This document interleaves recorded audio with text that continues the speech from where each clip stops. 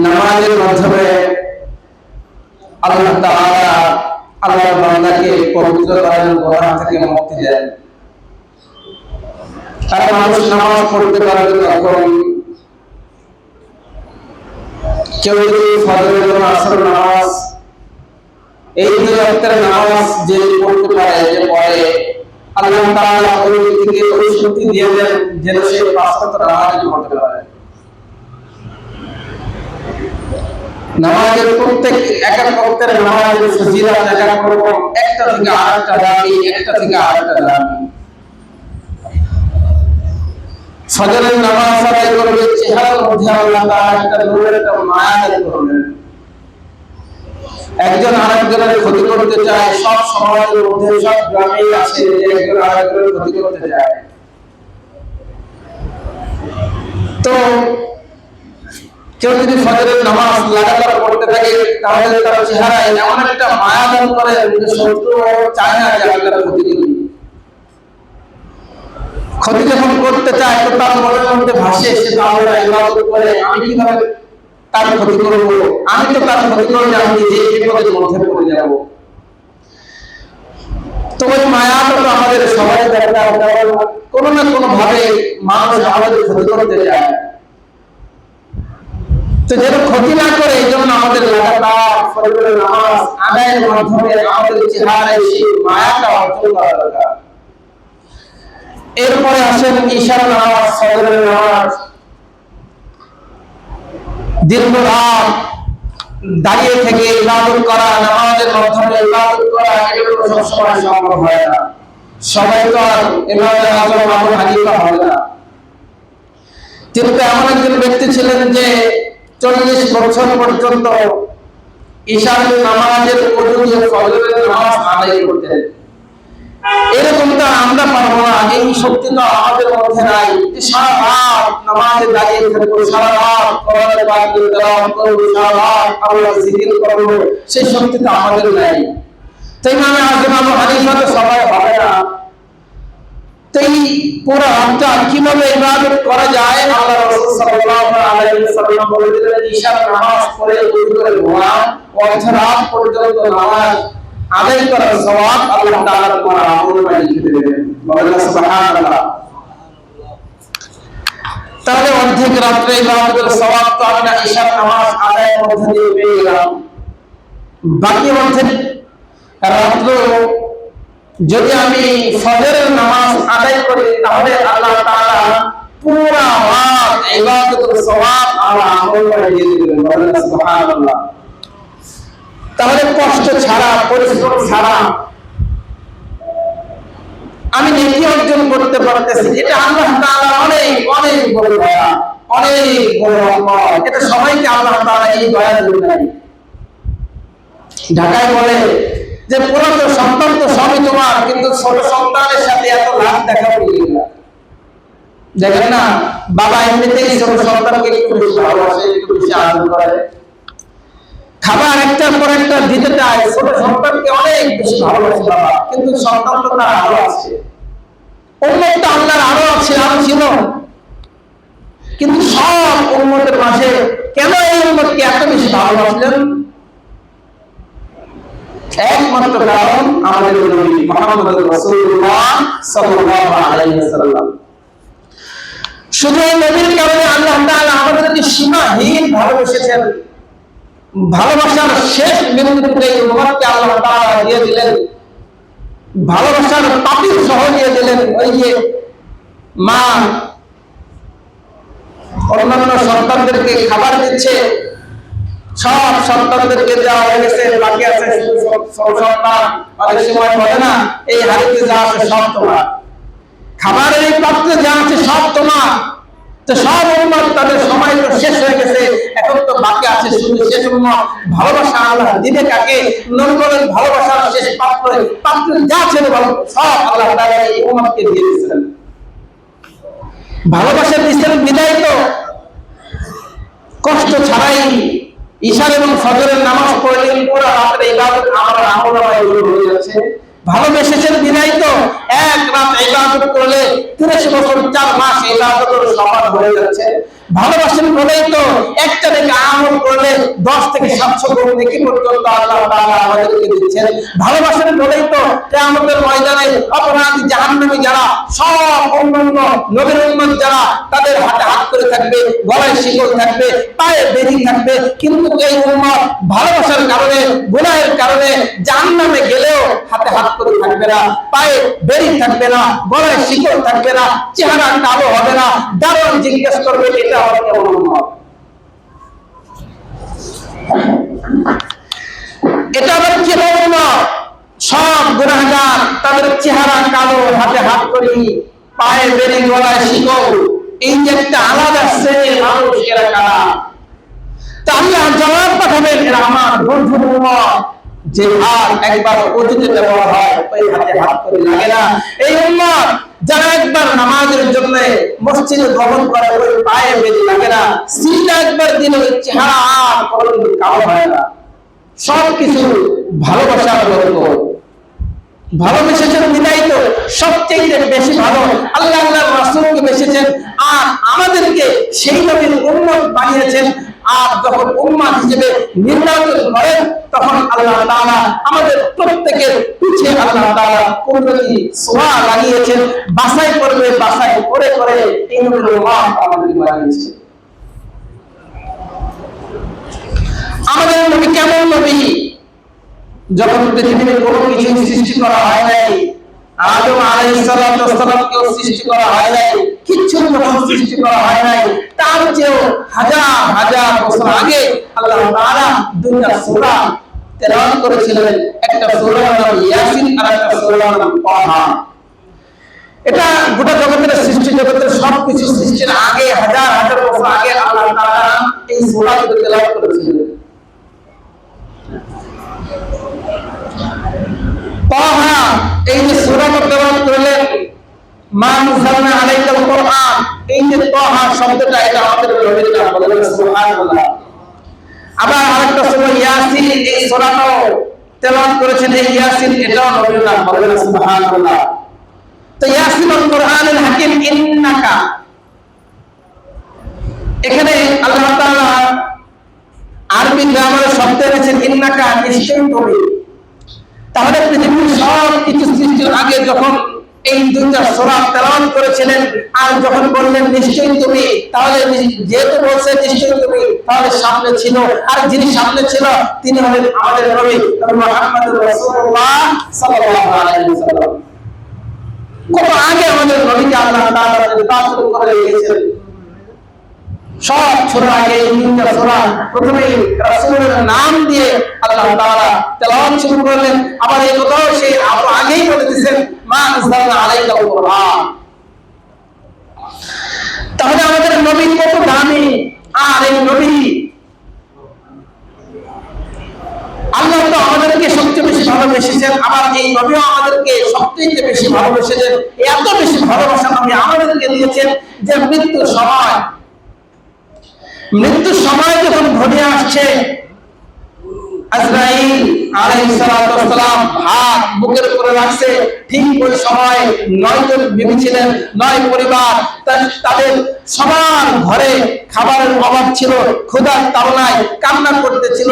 হাসান হুসাইন রাদিয়াল্লাহু তাআলা আনহু ছিল, সব বিবিরা ছিল, সবার ঘরে ক্ষুধার্ততা, এমন একটা অবস্থা চলতেছিল যে আম্মা জান আয়েশা রাদিয়াল্লাহু তাআলা আনহা তিনি বলতেছিলেন যে ক্ষুধার তাড়না এত বেশি ছিল, ক্ষুধার তাড়না এত তীব্র ছিল যে যদি ওই সময় আমাদের পিপাসা এত বেশি ছিল, যদি কোনো বাতি জ্বালাইবার যদি কোনো তেল থাকতো তাহলে ওই তেল পান করে আমরা আমাদের তৃষ্ণা নিবারণ করতাম। এমন কঠিন একটা অবস্থা চলতেছিল। ওই সময় আমাদের নবীর চোখে পানি, জিবরাইল জিজ্ঞেস করতেছে কি ব্যাপার ইয়া রাসূলুল্লাহ, এই সময় আপনার চোখে পানি, কার জন্য আপনি কান্না করতেছেন? হাসানের জন্য না হুসাইনের জন্য না, কার জন্য আপনি কান্না করতেছেন? রাসূল ওই সময়ে মৃত্যুর মৃত্যুর মুহূর্তে ওই সময় বলতেছে সামার লিবা আদি উম্মতি, আমার তো মরণ হয়ে যাবে, আমার পরে সামার লিবা আদি উম্মতি, আমার উম্মতের কি অবস্থা হবে? কিছুক্ষণ পরেই মারা যাবে। ওই সময়ও রাসূল নিজের পরিবারের কথা ভাবে না, নিজের নাতিদের কথা, হাসান হোসেন রাদিয়াল্লাহু তাআলা আনহুর কথা ভাবে না, স্ত্রীদের কথা ভাবে না, কারো কথা ভাবে না। ওই সময় বলতেছে আমার পরে আমার উম্মতের কি হবে, কে বুকে জড়ায় রাখবে, আমার উম্মতের চৌকিদারি কে করবে, আমার উম্মতকে জাহান্নামের কথা কে স্মরণ করায় দিবে, জাহান্নামের ভয়ঙ্কর অবস্থার কথা কে স্মরণ করায় দিবে, কে জান্নাতের সুসংবাদ দিবে, কে দেখে আমলের কথা আমার উম্মতকে ডাকবে, কে জান্নাতের কথা আমার উম্মতকে ডাকবে। মৃত্যুর আগ মুহূর্তে তখন নবী আমাদেরকে বলে দেয় এই কথা বলার পর জিবরাইল আলাইহিস সালাম আল্লাহর কাছে সাথে সাথে গেছেন, আবার ফিরে আসছেন, বলছে যে আপনার উম্মতকে আল্লাহ তাআলা একা ছেড়ে দেবে না। আপনার উম্মতকে কিয়ামত পর্যন্ত এক শ্রেণীর মানুষ থাকবে যারা জাহান্নামের ভয়, তার ভয়ের কথাগুলো, ভীতিকর অবস্থা, জান্নাতের সেই সুসংবাদ মানুষকে বলতে থাকবে। কিয়ামত পর্যন্ত এরকম হতেই থাকবে, এক শ্রেণীর মানুষ থাকবে যারা আপনার উম্মতের দেখাশোনা করবে, উম্মতের রক্ষালি করবে। আপনি যে দায়িত্ব পালন করেছেন এই দায়িত্ব এক শ্রেণীর মানুষ কাঁধে নেবে, তারা সেই দায়িত্ব পালন করবে। তো মৃত্যুর সময় রাসূল আমাদেরকে ভুলে নাই। এরপরে যখন কিয়ামতের ময়দানে রাসূল উঠবে, ওঠার সময় জিবরাইল আলাইহিস সালামকে আল্লাহ তাআলা নির্দেশ দিবে যা আমার বন্ধুকে মাকাম মাহমুদে নিয়ে আসো। ওই সময় জিবরাইল আলাইহিস সালাম রাসূলের রওজার পাশে আয়েশা বলবে ইয়া হাবিবি, তা আল্লাহ রাসূল তখন উঠবে আর রাসূল উঠবে আর কাঁদতে কাঁদতে বলতে থাকবে যে আমার উম্মত কোথায়, আমার উম্মত কোথায়। তো যখন উঠবে তখন আত্মীয় স্বজনদের কথা ভাবে না, তখন স্ত্রীদের কথা ভাবে না, কারো কথা ভাবে না। কবর থেকে উঠার সময় রাসূল কি বলবেন, আমার উম্মত কোথায়। মেরাজে যখন গিয়েছিলেন তখন একই অবস্থা, আল্লাহর সাথে সরাসরি রাসূল কথাবার্তা বলতেছেন। মুসা আলাইহিস সালাম আল্লাহর সাথে কথা বলতেন, সব সময় কথা বলতেন। তো একবার আল্লাহ তাআলা জিজ্ঞেস করেন, মুসা আমি তো তোমার সাথে সব সময় কথা বলি, তো বলো তো তোমার আমার দূরত্বটা কতটুকু। এই কথা বলার পর মুসা আলাইহিস সালাম তিনি ভাবলেন যেহেতু সবসময় কথা বলি তাহলে দূরত্ব তো আর বেশি হবে না। বলে দিলেন, আল্লাহ মনে হয় আপনি ওই পাহাড়ের উপরে আর আমি পাহাড়ের নিচে, এভাবে কথাবার্তা বলতেছি। সবসময় কথাবার্তা হয় যেহেতু বেশি দূরত্ব মনে করা যায়। তো এরপর আল্লাহ তাআলা জবাব পাঠালেন, বাইনি ওয়া বাইনাকা আলফা সানা, বাইনি ওয়া বাইনাকা মিআতা, বাইনি ওয়া বাইনাকা আলফা সানা। আল্লাহ তাআলা জবাব পাঠিয়ে বলে দিলেন যে তোমার আমার মাঝে ৭০,০০০ পর্দা রয়েছে, আর প্রত্যেক পর্দা এক পর্দা থেকে আরেক পর্দা থেকে পর্যন্ত ১০০০ বছরের রাস্তা, এত বিশাল দূরত্ব ছিল। আর রাসূল সাল্লাল্লাহু আলাইহি ওয়াসাল্লামের সময় যখন আসলেন তখন সরাসরি মেরাজে নিয়ে যখন কথা বলতেছিলেন তখন তো দুনিয়ার সব কিছু ভুলে যাওয়ার কথা ছিল যে আমি আমার মালিক, আমি আমার রব, আমি আমার বন্ধুর সাথে আল্লাহর সাথে কথা বলতেছি। ওই সময় তো দুনিয়ার সব ভুলে যাওয়ার কথা ছিল। ঠিক ওই সময়ও আল্লাহ রাসূল সাল্লাল্লাহু আলাইহি ওয়াসাল্লাম উম্মতকে ভয় নাই, উম্মতের মুক্তি এবং নাজাতের জন্য আল্লাহর সাথে কথাবার্তা বলেছেন। ওই সময় কেমন এক আজিব আল্লাহর সাথে কথা বলবেন, ঠিক তখন উম্মতকে ভয় না। এত ভালোবাসা রাসূল আমাদেরকে দিয়েছেন, এত ভালোবাসার পরেও উম্মতকে আল্লাহ রাসূল ভালোবেসেছেন। উম্মত আল্লাহ রাসূলকে ভালোবাসবেন কিভাবে, এটা সুন্নাহ আঁকড়ে ধরার মাধ্যমে। রাসূলের একটা একটা সুন্নাহ আমরা যদি আঁকড়ে ধরি, আমরা যদি রাসূলের সুন্নাহ অনুযায়ী নিজের জীবন পরিচালনা করি, তাহলে আল্লাহ রাসূল নিজে বলতেছেন আমি নবীকে ভালোবাসা হবে। তাহলে আমরা যদি এখন রাসূলকে ভালোবাসতে চাই রাসূলের সুন্নাহগুলো মেনে আমাদের জীবন পরিচালনা করতে হবে। আর যখন আমরা রাসূলের সুন্নাহ মানব, রাসূলকে ভালোবাসা হবে। রাসূলকে ভালোবাসা মানেই আল্লাহ তাআলাকে ভালোবাসা। আর যখন এই ভালোবাসা তৈরি হয়ে যাবে, তখন আল্লাহ তাআলার সব নির্দেশগুলো আমাদের জন্য মানা সম্ভব হবে। কঠিন থেকে কঠিন বিষয়গুলো আমাদের জন্য সহজ হবে। আর আমাদের কাছে নামাজ পড়া কঠিন মনে হবে না। আর আমাদের কাছে ইবাদত করা কঠিন মনে হবে না। আর আমাদের কাছে ফজরের সময় ঘুম থেকে ওঠা এটা আমাদের জন্য কষ্টকর হবে না। সবকিছু আমাদের জন্য সহজ হয়ে যাবে। আমরা যদি এখন এই যে আল্লাহ তাআলার নিয়ামতগুলো, আল্লাহ তাআলা এত কিছু আমাদেরকে দিলেন, কোরআনের মধ্যে বলতেছেন এই যে তোমাদেরকে রিজিক দিল, এই যে তোমাদেরকে এত এত কিছু দিল, এগুলো কে দিল? মানুষকে যদি জিজ্ঞাসা করা হয়, মানুষ যেই উত্তর দেবে ওই উত্তরটা আল্লাহ তাআলা আগেই কোরআনের মধ্যে বলে দিলেন। ফাসায়াকুলুনাল্লাহ, মানুষ নিজেরাই বলবে যে সব কিছু আল্লাহ তাআলা দিয়েছেন। সূরা ইউনূসের 31 নম্বর আয়াতের মধ্যে আল্লাহ তাআলা বলেন, قل من يرزقكم من السماء والأرض أمن يملك السمع والأبصار ومن يخرج الحي من الميت ويخرج الميت من الحي ومن يدبر الأمر فسيقولون الله فقل أفلا تتقون।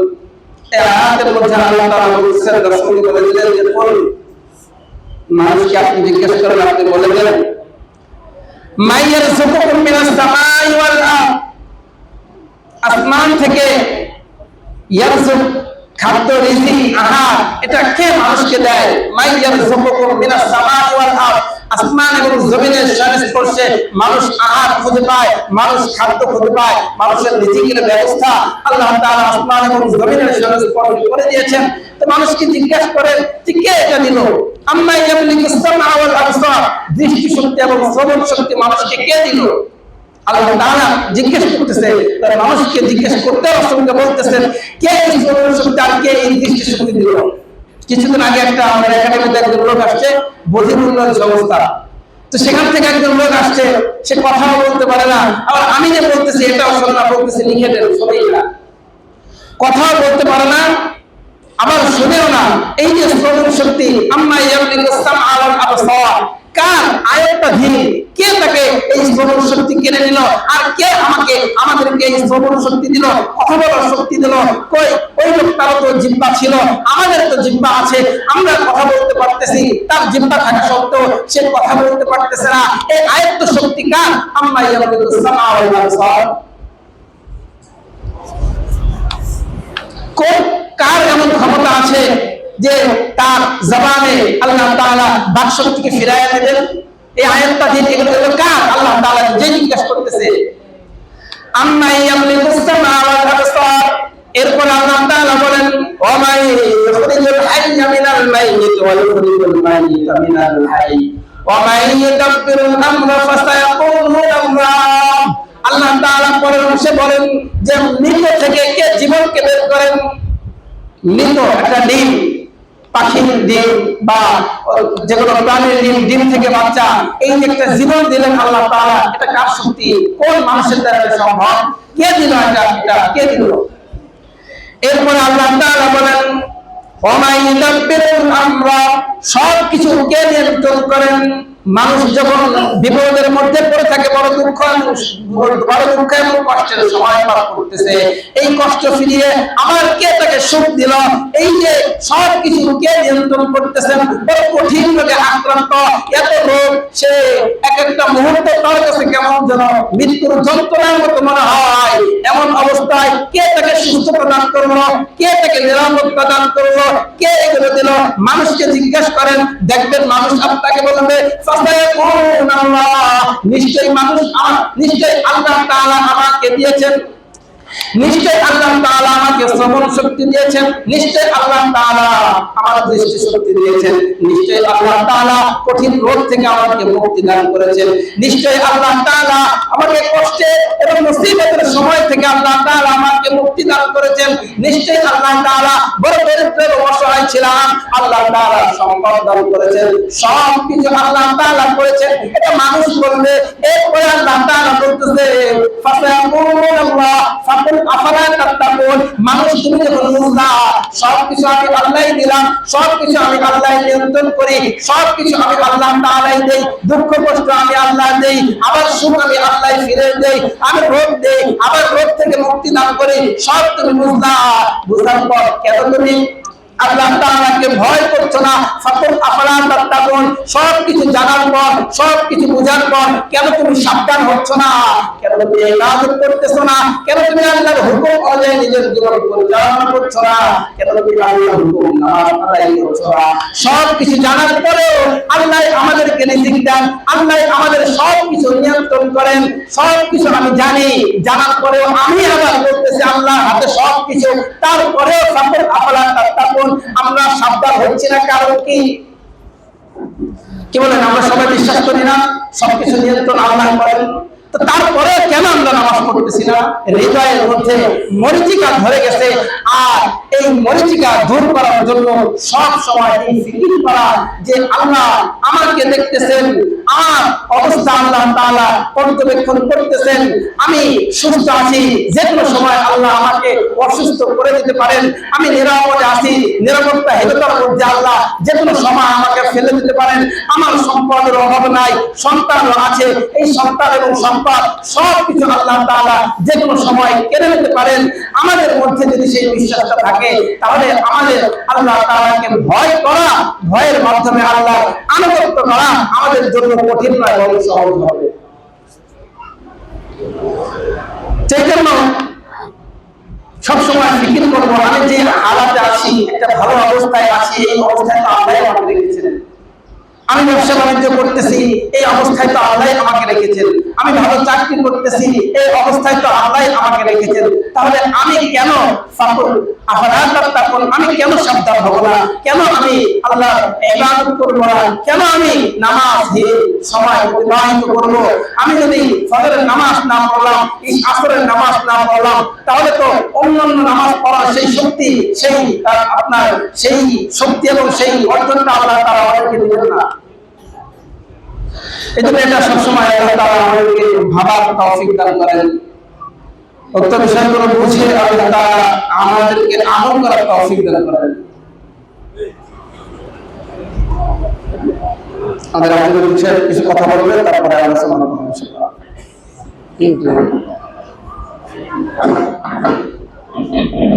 আসসালামু আলাইকুম ওয়া রাহমাতুল্লাহি ওয়া বারাকাতুহু। ওয়া আলাইকুম আসসালাম ওয়া রাহমাতুল্লাহি ওয়া বারাকাতুহু।